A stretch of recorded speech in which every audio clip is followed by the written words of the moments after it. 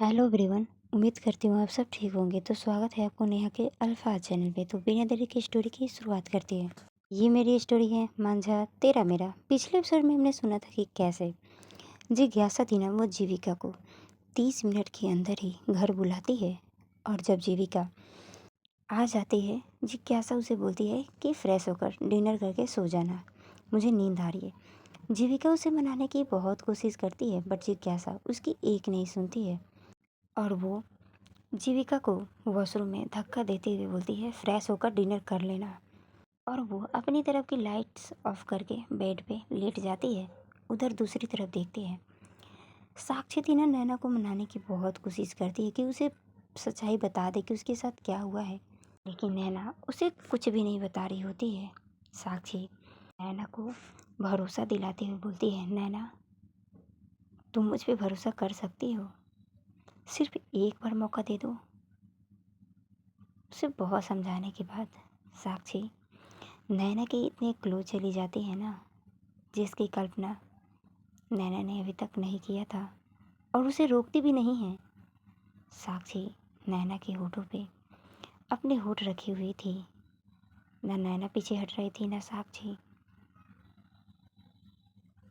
जब कुछ देर तक नैना कोई भी हलचल नहीं करती है, साक्षी नैना के होठों से अपने होठ हटाती है और देखती है कि नैना के पलके अभी भी बंद थे। साक्षी अपने थंब से नैना आंखों की आंसू पोंछते हुए बोलती है, ये मेरा तुम्हारा जिस्म का छूना नहीं था नैना, ये मैं तुम्हें दावा कर रही हूँ कि तुम्हारा साथ कभी नहीं छोड़ूंगी। ये मेरा खुद से वादा है और तुमसे भी वादा है।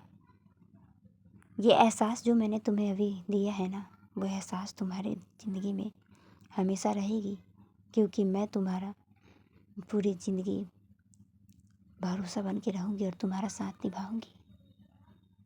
नैना अपनी पलकें खोलती है और उसकी नज़र जा मिलती है साक्षी से। साक्षी नैना को बहुत समझाती है कि उसे बता दे। नैना से रहा नहीं जाता, वो साक्षी को कस के गले लगा लेती है और बोलती है, साक्षी जी, मैं बहुत टूट चुकी हूँ, मुझसे बर्दाश्त नहीं होता साक्षी जी, मैं वो दर्द कैसे बताऊँ आपको। साक्षी मैं हूँ ना, संभाल लूँगी, एक बार तो बता दो। ये नहीं कह रही कि मुझे जानना है, नहीं नैना, मुझे इस कस्टडी केस के लिए सारी सच्चाई जाननी होगी, तभी तो मैं विक्रम प्रताप के खिलाफ लड़ सकूंगी। मैं तुम्हें दर्द देना सिर्फ इसलिए नहीं चाहती क्योंकि मुझे सच्चाई जाननी है, नहीं, मुझे सच्चाई इसलिए जाननी है क्योंकि मैं अपनी बच्ची को बचा सकूं, तुम्हारी बच्ची को बचा सकूं। नैना पीछे होती है साक्षी से और अपने गालों पे आए हुए आंसू को पोंछते हुए बोलती है, ठीक है, अगर मेरी बच्ची का सवाल है ना, तो मैं सारी सच्चाई बताऊंगी आपको साक्षी जी, सारी सच्चाई, चाहे उससे मुझे कितनी तकलीफ़ क्यों ना हो, मैं वो बर्दाश्त कर लूँगी, लेकिन अपनी बच्ची को खुद से दूर कभी नहीं जाने दूँगी। साक्षी नैना तुम बहुत हिम्मत वाली हो, मैंने देखा है, तुम सब कुछ सामना कर सकती हो, बस एक बार मेरा साथ ले लो, दोनों साथ में इस दर्द का सामना करेंगे। नैना अपना सर हाँ में हिलाती है। उसके बाद साक्षी है ना, नैना को कंधे से पकड़ते हुए पीछे की तरफ ले जाती है और बेड पे बिठाकर बोलती है, एक मिनट। इतना बोलकर जो साक्षी थी ना, वो जाती है, डोर लॉक करती है और उस रूम को ना अंधेरा कर देती है। नैना बोलती, ये आप क्या करिए साक्षी जी, ये रूम अंधेरा क्यों कर रही है साक्षी, ताकि तुम्हें एहसास ना हो कि तुम्हारे कोई दर्द को देख रहा है, तुम्हारी दर्द पे कोई इस कदर सिर्फ देख ही रहा है, कुछ कर नहीं रहा है। यकीन करो नैना, अगर तुम मेरी लाइफ में पहले आई होती ना, तो ये दर्द तुम्हारी लाइफ में कभी होता ही नहीं, कभी नहीं होता। मैं दर्द को तुमसे इतना कोसों दूर रखता ना कि दर्द तुम्हारे पास आने से 100 बार सोचता, लेकिन क्या करूं, देर ही सही, लेकिन अब तुम्हारी लाइफ में हर खुशियाँ दूंगी जो तुम डिजर्व करती हो। इतना बोलते ही साक्षी वो नैना के पास जाती है उस अंधेरे में और वो बैठ जाती है नैना के पैरों के पास। नैना बोलती है, साक्षी जी आप ये क्या कर रही हैं? आपने तो एक लाइट बंद करी है, आप मुझे दिख भी नहीं रही हैं और आप ये कहाँ बैठ गई? बेड है ना, इस पे बैठ जाइए ना। साक्षी, नहीं नैना, मुझे पता है कि तुम मुझे देख कर सारी सच्चाई बताओगी ना, तुम्हें बहुत तकलीफ़ होगी और मैं नहीं चाहती कि उस तकलीफ़ में उस तकलीफ़ को तुम दोबारा उस तकलीफ़ को अपने अंदर उतारोगी और उस तकलीफ़ को मैं बर्दाश्त नहीं कर पाऊँगी। मुझे जानने की इच्छा है, लेकिन तुम्हें उस दर्द में देखने की नहीं। इतना बोलकर साक्षी नैना की गोद में अपना सर रख देती है। नैना का जो हाथ था ना साक्षी के सर पे जाता है, उसे हल्की थपकी देते हुए नैना बोलती है, साक्षी जी ऐसा कुछ भी नहीं है। मैंने बहुत कुछ सीखा है अपनी ज़िंदगी में और मैं दर्द बर्दाश्त करना भी सीख गई हूँ और सामना करना भी सीख गई हूँ। साक्षी बोलती है, मुझे पता है नैना कि तुम सब कुछ सीख गई हो, लेकिन मैंने नहीं सीखा अभी तक। नैना नैना साक्षी के कंधे से पकड़ते हुए उसे सीधा करती है और बोलती है, आपने ही तो अभी बोला था कि आप मेरे हर दर्द में साथ देंगी, तो क्या आप देखना नहीं चाहेंगी? साक्षी, मैंने बोला था नैना कि मैं तुम्हें हर दर्द में साथ दूंगी, लेकिन देख नहीं पाऊंगी नैना, प्लीज़। नैना नैना साक्षी को पकड़ते हुए अपने साइड में बिठाती है और बोलती है, अब बातें बहुत हो गई, अब आप मेरी कहानी सुनिएगा, बहुत अच्छी कहानी है। साक्षी, कुछ भी मत बोलो नैना, मुझे पता है। नैना, अच्छा क्या पता है आपको? साक्षी, वही झूठी बातें कि तुम ऐसी थी वैसी थी, तुम्हारा किसी के साथ अफेयर था। उस फाइल में यही तो लिखी थी कि तुम विक्रम प्रताप को धोखा दे रही थी, तुम्हारा किसी के साथ। नैना, अच्छा आपने तो बहुत अच्छी सच्चाई जान ली है, तो आपको यकीन नहीं हुआ कि मैं ऐसी लड़की हूँ फिर भी आप मेरे करीब बैठी हैं? साक्षी, मुझे पता है कि तुम कैसी हो, तुम्हें बताने की ज़रूरत नहीं है, बस मैंने वही पूछा है जो मुझे नहीं पता है। नहीं तो मेरे आने के बाद तुम्हारी लाइफ में जो कुछ भी हुआ है नैना, वो सब कुछ पता है मुझे। तो वो सच्चाई बताओ जो मुझे जानना है नैना। अच्छा ठीक है, सुनिए, आपको तो पता ही है कि जीविका मुझे बाद में मिली थी, पहले नहीं। जीविका मेरी दोस्त बाद में हुई है। जीविका ने मुझे उस दर्द से निकाला है जिस दर्द को आप दोबारा सुनना चाहती हैं। साक्षी, सॉरी ना, बट मजबूरी है मेरी। नैना, कोई बात नहीं, सुनिए, जीविका से पहले मेरी ज़िंदगी काफ़ी अलग थी। उससे भी पहले कॉलेज कॉलेज में जब पढ़ाई करती थी मैं, मेरी एक फ्रेंड थी, आंचल। हम दोनों बहुत अच्छे बेस्ट फ्रेंड थे। कॉलेज से आना जाना साथ में ही होता था। फर्स्ट ईयर था मेरा। पहला दिन मैं बहुत एक्साइटेड थी। मैंने उस कॉलेज में अपनी डिग्री के दम पे एडमिशन लिया था, क्योंकि मैं बहुत छोटे परिवार से थी और मेरे मम्मी पापा के पास इतने पैसे नहीं थे कि इतने बड़े कॉलेज में एडमिशन ले सकूं। इसलिए मैंने बहुत मेहनत की थी पढ़ाई करके, अपनी डिग्री पे उस कॉलेज में एडमिशन लिया था। मैं बहुत खुश थी। पहला दिन था कॉलेज का। आंचल से पूरी रास्ते बात करके आई थी कि मैं इस कॉलेज में बहुत अच्छे से पढ़ाई करूँगी। मैं अपने माँ बाप को इस गरीबी में नहीं देखना चाहती हूँ। और कुछ ही पल में हम लोग कॉलेज पहुँच जाते हैं। कॉलेज गेट, वही रैगिंग। मैं चाहती थी कि बच के जाऊँ, लेकिन आंचल आंचल बहुत सीधी सादी थी। वो किसी की भी बातों में आ जाती थी। उन्हीं में से एक लड़का जब आंचल को बुलाया, आंचल वहाँ पे चली गई। आंचल से वो लोग बदतमीज़ी करने लगे, रैगिंग करने लगे। आंचल से उन लोगों ने कुछ ऐसा करने के बोला जो आंचल को पता भी नहीं था, क्योंकि आंचल बहुत इनोसेंट लड़की थी। उसे इतनी समझ नहीं थी कि कौन उसके साथ क्या करे और क्या नहीं। और ये देखकर मुझे बहुत गुस्सा आया और मैं वहाँ पे गुस्से में चली गई और बोलती, क्या बदतमीज़ी है तुम लोगों की? जब वो बोल रही है कि नहीं करेगी, तो तुम लोग उसके साथ ज़बरदस्ती क्यों कर रहे हो? छोड़ो उन लोगों को, नहीं तो जाकर प्रिंसिपल सर से कंप्लेन कर दूंगी। तभी उनमें से एक लड़का नैना को मतलब अजीब नज़रों से देखते हुए उठता है और बोलता है, ओ हेलो मैडम, आप एक काम करिए ना, अगर ये काम इनसे नहीं हो रहा है तो आप कर दीजिए ना। नैना, अपनी ज़बान संभाल कर बात करो, समझे तुम? छोड़ो मेरी फ्रेंड को, जाने दो।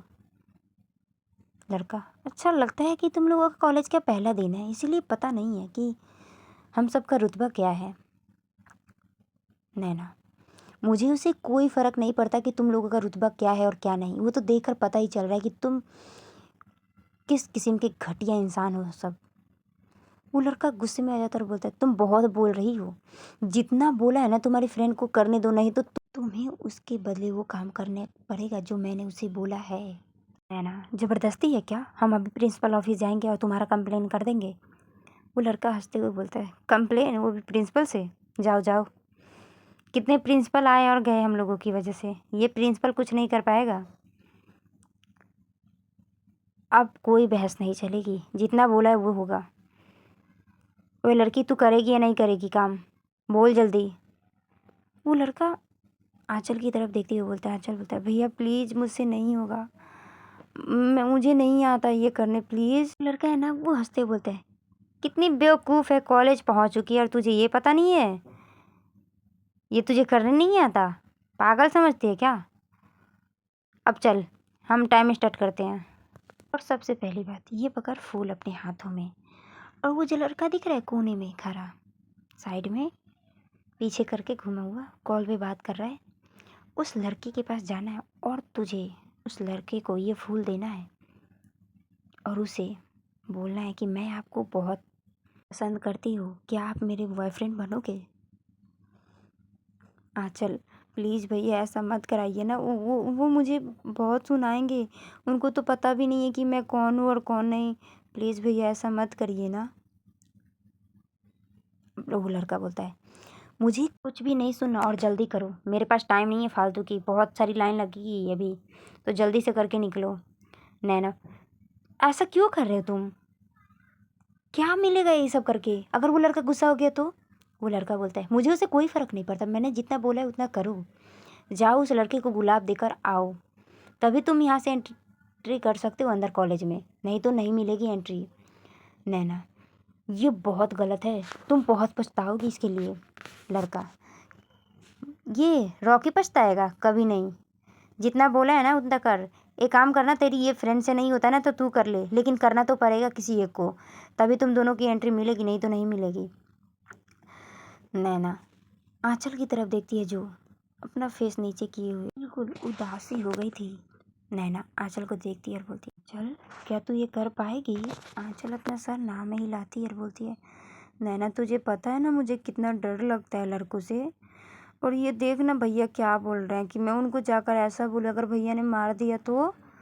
नैना, आंचल ऐसा कुछ भी नहीं होता, ये तो रैगिंग कर रहे हैं ना, तो तू बता दियो बोल कर, जा तू ये काम कर, वैसे भी देकर तो लग नहीं कि वो लड़का ऐसा कुछ करेगा, सिंपल दिख रहा है, तू एक काम करना, जाना थोड़ा जल्दी कर ले यार, नहीं तो तुझे पता है नहीं लड़कों से बदतमीजी करना ठीक नहीं है। आंचल बोलती है, हाँ नैना मुझे पता है, लेकिन तुझे पता है ना मुझसे नहीं होगा यार, मुझे बहुत डर लग रहा है, तू कर दे ना ये काम। नैना बोलती है, आंचल मैं कैसे करूँ यार, तुझे पता है ना मैं जब भी कुछ करती हूँ ऐसा बखेरा खड़ा हो जाता है कि मैं चाहकर भी उसे संभाल नहीं पाती। आंचल, प्लीज़ नैना मान जाना मेरे लिए।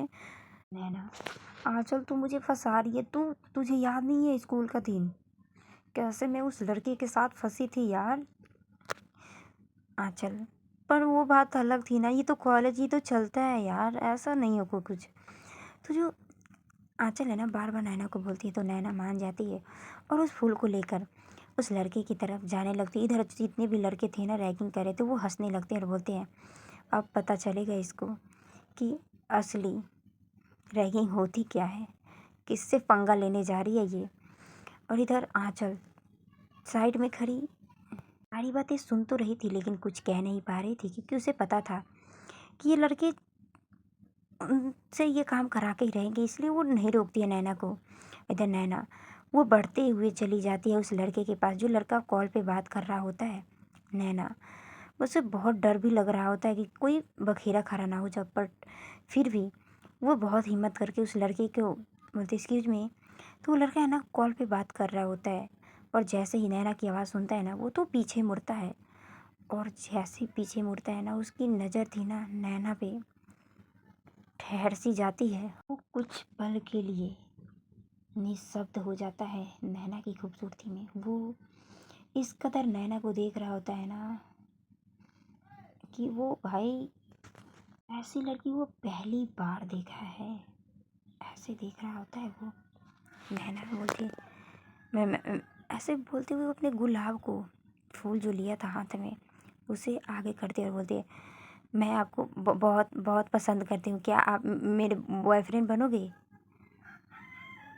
जैसे ही वो लड़का सुनता है ना वो तो पहले से ही नैना की खूबसूरती में खोया था, और ये शब्द उसके कानों में संगीत की तरह गूंजने लगते हैं और उसके होठों पे स्माइल आ जाती है। तभी उधर से जो उसके कानों पे फ़ोन लगा था उधर से एक आवाज़ आती है, हेलो भाई तुम्हें सुनाई दे रहा है, कहाँ खो गए?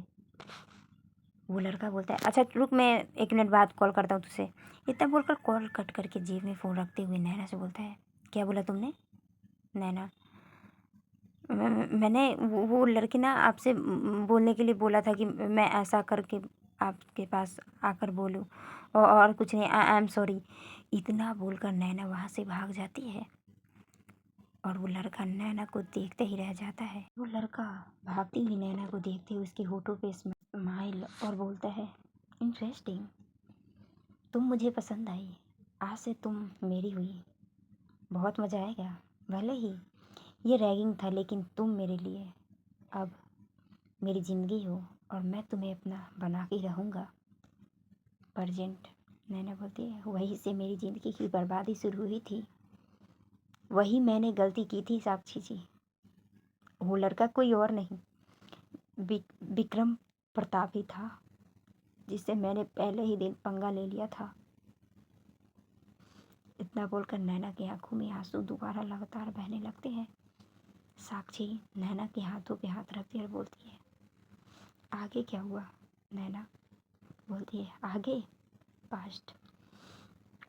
उसके बाद विक्रम हर पल मेरा पीछा करने लगा, मुझसे बार बार बात करने की कोशिश करता। मैं बार बार उसे सॉरी बोलती कि उस दिन मुझसे गलती हो गई थी, रैगिंग की वजह से मैंने आपको उस दिन ये सब बोल दिया, लेकिन वो इंसान मेरा पीछा छोड़ने के नाम ही नहीं ले रहा था। मैंने टीचर से कंप्लेन किया, प्रिंसिपल से कंप्लेन किया, लेकिन उस कॉलेज में उसकी इतनी गुंडागर्दी थी कि चाहकर भी प्रिंसिपल और टीचर कुछ नहीं कर पा रहे थे। मैं बहुत मजबूर हो गई थी। एक दिन ऐसा हुआ कि सारे स्टूडेंट, लंच का टाइम था, सारे स्टूडेंट फील्ड में थे और मैं भी। विक्रम मेरे सामने आया, मुझे बहुत डर लग रहा था कि ऐसा क्या करने वाला है। विक्रम बिल्कुल मेरे पास आया और उसने मुझे ठीक वैसे ही प्रपोज किया जिस तरह मैंने किया था। मैंने तो रैगिंग की वजह से किया था, उसने सीरियसली किया सारे स्टूडेंट के बीचों बीच, जो मुझे बहुत अजीब फील हुआ, मुझे बहुत शर्मिंदगी महसूस हुई, क्योंकि जिस तरीके से वो मुझसे बोल रहा था, बातें कर रहा था, वो बहुत अलग था। उसके अंदर घमंड था जो मुझे बिल्कुल भी पसंद नहीं है। वो मुझसे बोला डायरेक्टली कि क्या तुम मुझसे शादी करोगी? ये सुनकर मैं तो शॉक हुई और मुझे गुस्सा भी बहुत है, और मैंने बोला विक्रम ये तुम क्या बोल रहे हो? मैंने बोला था ना उस दिन कि मुझसे गलती हो गई थी, लेकिन तुम पीछे ही पड़ गए हो, क्या चाहते हो तुम मुझसे? विक्रम बोलता है मैं तुमसे शादी करना चाहता हूँ क्योंकि मैं तुमसे बहुत प्यार करता हूँ और तुम ना भी नहीं कर सकती। मेरे पास सब कुछ है, तुम मुझे एक्सेप्ट कर लो। नैना, ये कभी नहीं होगा विक्रम, क्योंकि तुम एक घटिया इंसान हो और मैं घटिया इंसान के साथ अपनी पूरी लाइफ बिताऊँ, ऐसा हो नहीं सकता। और मेरा इतना बोलते ही विक्रम मुझे कंधों से पकड़ते हुए बोला ए लड़की, ज़्यादा घमंड दिखाने की ज़रूरत नहीं है, जितना बोला है ना उतना बोल। मैंने तुझे ये नहीं बोला कि तुझे मेरी हाँ में हाँ है या नहीं है, मैंने तुझे ये नहीं बोला, लेकिन हाँ मैंने जब ये विक्रम प्रताप बोल दिया ना वही होगा, तू हाँ में ही हाँ करेगी। इस बात पे मुझे इतनी गुस्सा आई ना, मैंने विक्रम को थप्पड़ मार दिया। विक्रम विक्रम बहुत गुस्से में आ गया, क्योंकि सारे स्टूडेंट और टीचर थे वहाँ पे जब मैंने विक्रम पे थप्पड़ उठाया था। और इस बात को उसे बहुत बुरा लगा और वो इतने गुस्से में आया कि वो मुझे खींचते हुए वहाँ से ले गया। मैं चिल्लाती रह गई कि मुझे बचा लो, ये मुझे नहीं छोड़ेगा। सारे स्टूडेंट टीचर देखते रह गए। वो विक्रम उन सब के सामने मुझे खींचते हुए अपनी कार में ले गया और वहाँ ले गया मुझे अपने साथ। मैं बहुत चिल्लाई, बहुत रोई कि विक्रम मुझे छोड़ दो, लेकिन उसने मेरी एक नहीं सुनी। मैंने बहुत गिड़गिड़ाया। तुम अगर चाहोगे तो मैं पूरे कॉलेज के सामने तुमसे माफ़ी मांगूंगी घुटनों के बल बैठ के, लेकिन मुझे छोड़ दो विक्रम। मैं तुमसे शादी नहीं कर सकती विक्रम। विक्रम बहुत गुस्से में था। वो बोलता है चुप कर, अब तेरे साथ वही होगा जो मैं चाहूँगा। तूने मुझ पे हाथ उठाया ना विक्रम प्रताप पे, अब दिखेगी इस विक्रम प्रताप का खौफ। तुझे हाथ नहीं उठाना चाहिए था, वो भी पूरे कॉलेज के सामने। हाथ नहीं उठाना चाहिए था। तूने जो मेरे साथ किया है ना, वो पूरी ज़िंदगी पछताएगी लड़की तू। देख ले मैं तेरे साथ क्या करता हूँ। और उस दिन विक्रम ने मेरे साथ कुछ ऐसा किया, मैं चाहकर भी उससे अलग नहीं हो पाई। परजेंट ये बोलते बोलते नैना रो पड़ती है। साक्षी साक्षी बोलती कि क्या किया नैना, मुझे बताओ कि क्या हुआ। नैना उसने मेरे साथ ज़बरदस्ती ज़बरदस्ती मेरे साथ किया। मैं ना करती रह गई साक्षी जी, बट वो नहीं माना।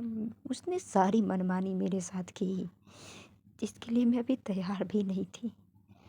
और शायद मैं उतनी समझदार भी नहीं थी कि मेरे साथ हो क्या रहा है।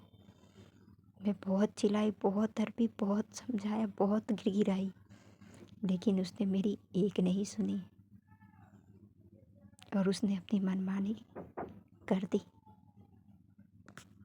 नैना ये बोलते बोलते साक्षी के कंधे पे अपना सिर रखते हुए रोने लगती है और बोलती है मैं उतनी समझदार नहीं थी साक्षी जी कि मैं खुद को संभाल पाऊँ या समझ पाऊँ कि मेरे साथ हो क्या रहा है। नहीं समझ पाई और वो विक्रम अपनी मनमानी करता रहा। मैंने बहुत रोका, वो नहीं माना साक्षी जी। मैं उसे बोलती रहेगी कि नहीं नहीं नहीं, लेकिन वो नहीं सुना साक्षी जी। इतना बोलते बोलते साक्षी को गले लगाकर इतना रोती है ना नैना, साक्षी के भी आंखों में आंसू आ चुके थे और उसके अंदर विक्रम के लिए इतना गुस्सा भर चुका था ना। अपनी मुट्ठी इतनी तेज कसती है ना और खुद से वादा करती है कि विक्रम प्रताप, अब देखो मैं तुम्हारे साथ क्या करती हूँ। हर एक जुर्म का बदला लूँगी तुमसे। जो भी तुमने नैना के साथ किया है ना, सबका बदला लूँगी मैं। इधर नैना नैना बहुत रोती है साक्षी के गले लग के। मतलब वो बहुत तकलीफ़ में थी। साक्षी नैना को खुद से दूर करती है और बोलती है उसके बाद क्या हुआ नैना। नैना बताओ मुझे उसके बाद क्या हुआ। नैना बोलती है उसके बाद वही हुआ जो विक्रम ने चाहा था। 3 महीने बाद 3 महीने बाद मेरे माँ बाप ने मुझे उस विक्रम के हवाले कर दिया। अपने माँ बाप के सामने गिड़गिड़ाती रह गई। मैं गलत नहीं हूँ, लेकिन मेरे माँ बाप ने मुझ पे भरोसा नहीं किया। करते ही क्यों? क्योंकि उन्हें पता था कि वो विक्रम से सामना नहीं कर पाएंगे, वो अपनी बेटी को नहीं बचा पाएंगे। इसलिए थोप दिया उस विक्रम पे और विक्रम ने अपनी मनमानी चलाई और मुझसे शादी कर ली। जो गलती मैंने किया नहीं था, उस गलती को पूरे समाज में इस कदर लाया गया ना साक्षी जी, कि मैं चाहकर भी खुद को माफ़ नहीं कर पाई कभी। वो गलती हुआ था मेरे साथ। मेरे दामन पे इतने दाग लगाए गए थे ना कि शायद आज तक वो दामन पे दाग साफ नहीं हुए हैं और ना ही कभी होगा साक्षी जी। साक्षी बोलती है ऐसा क्या हुआ था कि तुम पे लोग सवाल उठा रहे थे, हाँ? नैना बोलती है उस दिन विक्रम ने मेरे साथ ज़बरदस्ती की थी उसका नतीजा ये था कि मैं प्रेग्नेंट थी साक्षी जी। और लोग ने इसका ये मतलब निकाला। विक्रम ने मुझे ऐसे मोड़ पे लाकर खड़ा कर दिया कि वो मेरे ऊपर एहसान कर रहा है। ये बच्चा किसी और का है। मैं एक बदचलन लड़की थी, मैं किसी के साथ। ये बच्चा उसका नहीं था, वो किसी और का था, लेकिन था तो उसका ही। लेकिन समाज के सामने ऐसा प्रिटेंड किया ना साक्षी जी, जैसे वो मेरे ऊपर से एहसान कर रहा है, उस बच्चे को एक्सेप्ट कर रहा है, ऐसा था। और उसने मेरे साथ ज़बरदस्ती शादी कर ली।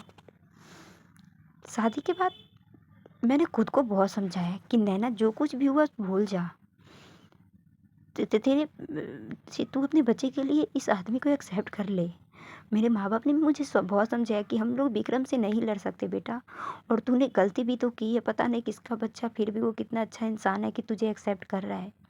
मेरे माँ बाप ने समझाया कि जो भी हो उसे भूल जा और विक्रम को तू एक्सेप्ट कर। और मैंने अपने दिल में तसल्ली दी कि हाँ तू नैना तू कर सकती है, तू चाहेगी तो विक्रम को बदल सकती है अपने प्यार से। लेकिन ये मेरी सोच बहुत गलत थी। के बाद विक्रम से मेरी शादी हो गई और मैं उसके घर चली गई। जिस दिन मैंने विक्रम के घर में अपना पहला कदम रखा ना, उसी दिन से मेरी ज़िंदगी नर्क बन गई। विक्रम हर रोज़ मुझे ताना देता, हर रोज़ मेरे साथ ज़बरदस्ती करता, हर रोज़ जैसे जानवरों के साथ किया जाता है। इंसान नहीं समझता था मुझे, मारता पीटता ज़बरदस्ती करता। मुझे बहुत तकलीफ़ होता। बीच में मैंने मतलब बहुत प्यार से संभालने की कोशिश की कि विक्रम ऐसा मत करो, कब तक ऐसी लाइफ चलेगी हम दोनों की, तो तुम्हें समझना होगा। अगर तुमने मुझसे शादी की है तो अच्छे से निभाओ ना। लेकिन विक्रम मेरा एक नहीं सुना, बस उसके अंदर एक ही भूत सवार था कि मैंने उसके ऊपर थप्पड़ उठाया था। मैंने उसे थप्पड़ मारी थी पूरे कॉलेज के सामने। यही उसके अंदर भूत सवार था। वो मुझे घर में कैद करके रखने लगा और मैं बहुत थक चुकी थी, बहुत। और मैंने खुद को बहुत तसल्ली दी साक्षी जी। और मैंने खुद से वादा किया कि नैना तुझे जीना पड़ेगा उस बच्ची के लिए जो मेरे पेट में पल रहा था। मुझे उतनी समझ नहीं थी कि वो बच्ची मेरे लिए क्या थी क्या नहीं थी, लेकिन हाँ, उस पेट में पल रहे बच्चे से मुझे इतना लगाव हो गया था ना कि उसके लिए मैं जीना चाहती थी। इसलिए एक दिन मैं चोरी छिप के घर से निकल गई। ये बात विक्रम को पता चल गई। मैं भागते भागते एक ऐसी जगह पे पहुंच गई थी ना, जहाँ मुझे किसी की उम्मीद नहीं थी कि मैं यहाँ से यह निकल पाऊंगी या नहीं, या कोई उम्मीद की किरण मुझे मिलेगा या नहीं। लेकिन हाँ, मुझे एक उम्मीद की किरण मिली। वहाँ पे एक लड़का था। मैं उसके पास दौड़ते हुए गई और उससे बोला कि भैया प्लीज़ मेरी हेल्प कर दो, मुझे बचा लो, मुझे यहाँ से बहुत दूर निकाल दो, मैं यहाँ नहीं जीना चाहती, मैं यहाँ नहीं रहना चाहती, आप प्लीज़ मेरी हेल्प करो। वो लड़का मुझे देख, वो शौक था क्योंकि मेरी हालत ही ऐसी थी, मेरे बॉडी पे मारने के निशान, मेरी हालत इस कदर। वो लड़का वो मेरी हेल्प करने के लिए इतनी जल्दी रेडी हो गया। लेकिन वो लड़का मुझे बचा पाता उससे पहले ही वहाँ पे विक्रम के आदमी आ पहुँचे। और उस लड़के के साथ मुझे देखकर सबने इतना गलत समझा ना, और इतने झूठे इल्ज़ाम लगाए कि मेरा उस लड़के के साथ अफेयर है। मैं उस लड़के के साथ भागना चाहती थी। और ये बात जब विक्रम को पता चली, वो मुझे घसीटते हुए और उस लड़के को घसीटते हुए अपने घर ले गया। उस लड़के को बंदी बना के रखा और मुझे इतना मारा कि मैं बर्दाश्त नहीं कर पाई। मैं बेहोश हो गई थी। वो लड़का भी, वो लड़का उसी घर में था कैद। उसे एक कोठरी में बांध दिया गया था। लगभग 3 दिन बाद जब मुझे होश आया, मैंने खुद को देखा उसी बंद कमरे में, और उसी अंधेरे कमरे में मेरी ज़िंदगी फिर से बंद सी हो गई। फिर भी मैंने हिम्मत नहीं हारी साक्षी जी, मैंने हिम्मत नहीं हारी। जैसे जैसे ये सारी बातें सुना रही थी, साक्षी की आंखों के आंसू बढ़ते जा रहे थे। और नैना के भी। इधर नैना बोलती है, उस दिन मैंने दोबारा खुद से वादा किया, फिर हिम्मत जुटाई और मैंने अपने अंदर ऐसी हिम्मत लाई और मैंने वही नाटक शुरू किया जो इसे विक्रम चाहता था। मैंने विक्रम को यकीन दिलाया कि मैं अब यहाँ से कहीं नहीं जाने वाली। मैं उसी के नर्क में रहना चाहती हूँ। जो मेरे साथ करता मैं हंसी खुशी बर्दाश्त करती, मुझे मारता हंस के बर्दाश्त करती, मेरे साथ ज़बरदस्ती करता, सब कुछ बर्दाश्त करती। ऐसा करते करते मैंने विक्रम को यकीन दिला दिया। अब मैं उसके नर्क में ऐसी फंस चुकी हूँ कि मैं चाहकर भी नहीं जा सकती। और विक्रम मुझ पे अब नज़र रखना बंद कर दिया। और इसी का फ़ायदा उठाकर मैंने उस लड़के को एक दिन उस कोठरी से निकाला। उस लड़के के साथ मिलकर मैंने एक प्लान बनाया वहाँ से भागने का। और एक रात ऐसा आया मेरी ज़िंदगी में जो शायद मेरी ज़िंदगी के आज़ाद करने वाली रात थी। उस दिन मैं उस लड़के के साथ मिलकर वहाँ से निकल चुकी, उस नर्क से निकल कर इतनी दूर भागी ना कि आज तक मैं उस विक्रम के पास पहुँच नहीं पाई। और विक्रम ने मेरे ऊपर इतना झूठा इल्ज़ाम लगाया कि चाहकर भी मैं अपना सर उसके सामने नहीं कर पाती हूँ और ना ही समाज के सामने। और मैं उस शहर में कभी गई ही नहीं। ये बोलते बोलते नैना फूट फूट कर रोने लगती है। साक्षी की भी आंखों में मतलब वो भी अंदर से टूट चुकी थी। इतनी सारी कहानी सुनने के बाद उसे बहुत तकलीफ़ हो रही थी, बहुत नैना की तकलीफ़ से। वो नैना को झट से गले लगा लेती और बोलती I am sorry, I am sorry, तुम्हारे दर्द को दोबारा से जगाने के लिए आई एम सॉरी, मुझे माफ़ कर दो नैना, आई एम सॉरी नैना। नैना साक्षी को हक में करती और बोलती है आपकी कोई भी गलती नहीं है साक्षी, सोचिए आप सिर्फ सुन के इतना तकलीफ़ हो रहा है तो मैंने बर्दाश्त किया है। और करने वाला कितना निर्दयी इंसान था जो चाहकर भी मुझ पे तरस नहीं खाई। एक गलती के लिए मुझे इतनी बड़ी सज़ा दी, मेरी ज़िंदगी को नरक बना दिया। कैसे साक्षी जी ऐसे इंसान कैसे हो सकते हैं? और वो चाहता है कि मैं अपनी बच्ची को उसके पास दे दूँ। कभी नहीं हो सकता साक्षी जी, कभी नहीं। ऐसा बोल के ना जो इतना बोलकर नैना है ना वो खुद के आंसू पोंछती और साक्षी के बिल्कुल सामने आती और उसकी गालों को पकड़ते बोलते साक्षी जी अब तो आप पूरी सच्चाई जान गए। अब मेरी बच्ची मुझसे दूर नहीं होगी ना, आप लड़ेंगी ना मेरी केस। आपको जितना पैसा चाहिए मैं दे दूँगी। मैं बहुत कमाऊँगी, आपको सारे चुका दूँगी, लेकिन मेरी मेरी बच्ची को मुझसे दूर नहीं जाने दीजिएगा। मेरी बच्ची के लिए आप लड़ेंगी ना? ऐसे बोलते हुए साक्षी के बार बार गालों पे ऐसे सहला रही होती है जैसे अपनी बच्ची के लिए पागल सी हो गई। वो बार बार एक ही रट लगाई थी। साक्षी नैना को गालों से पकड़ते हुए बोलती है मैंने वादा किया था ना कि मैं अपनी बच्ची को खुद से दूर नहीं जाने दूंगी, और अब तुम क्या चाहती हो? मेरी सच्चाई जान के भी उस विक्रम के पास अपनी बच्ची को जाने दूंगी? कभी नहीं, कभी नहीं नैना। तुम ये भी नहीं कहती ना कि मैं उस बच्ची को बचाऊं, फिर भी मैं बचाती, क्योंकि वो मेरी भी बच्ची है। मैंने अपने दिल से उसे एक्सेप्ट किया कि वो मेरी बच्ची है और मैं चाहकर भी अपनी बच्ची से दूर नहीं रह सकती, चाहे विक्रम कितने बेहद क्यों ना पार करे। मैं अपनी बच्ची को तुमसे अब खुद से दूर नहीं जाने दूंगी नैना। इतना बोलकर नैना को गले लगा लेती है। नैना साक्षी के कंधों पे फूट फूट कर बहुत रोती है और साक्षी भी। कुछ पल तक ये दोनों एक दूसरे की बाहों में इस कदर रोते हैं ना। जब नैना का रोने का आवाज़ नहीं आता है ना तो साक्षी नैना को खुद से दूर करती है तो देखती है नैना रोते रोते सो चुकी होती है।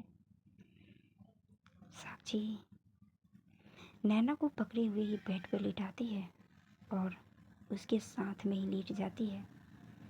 नैना अभी भी साक्षी को ऐसे ही पकड़ी थी जैसे साक्षी उसके लिए वो हिम्मत है जिसे कभी छोड़ना नहीं चाहती है नैना।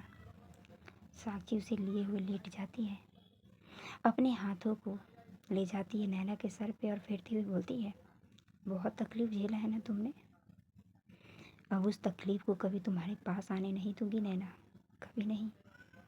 इतना बोलकर साक्षी नैना के फोrehead पे किस कर लेती है और उसे हक करते हुए सो जाती है। वही दूसरी तरफ देखते हैं जीविका है ना, वो आती है को देख जिज्ञासा अपनी तरफ की लाइट्स ऑफ करके लेट चुकी होती है। ये देखकर जीविका का मूड खराब हो जाता है और वो डिनर नहीं करती और अपनी तरफ जाती है बेड पे लेटकर। जिज्ञासा की तरफ देखती है और आवाज़ लगाती है, आप सो गई हैं क्या? मुझे आपसे बात करनी है। आपकी जो भी गलतफहमी है दूर करिए ना। आप चाहती हैं माफ़ी मांगना, मैं माफ़ी मांग लूँगी ना, लेकिन बताना तो चाहिए ना कि मेरी गलती क्या है। आप ऐसा नहीं कर सकती। आप सुन रही हैं? पर जिज्ञासा कोई जवाब नहीं देती है।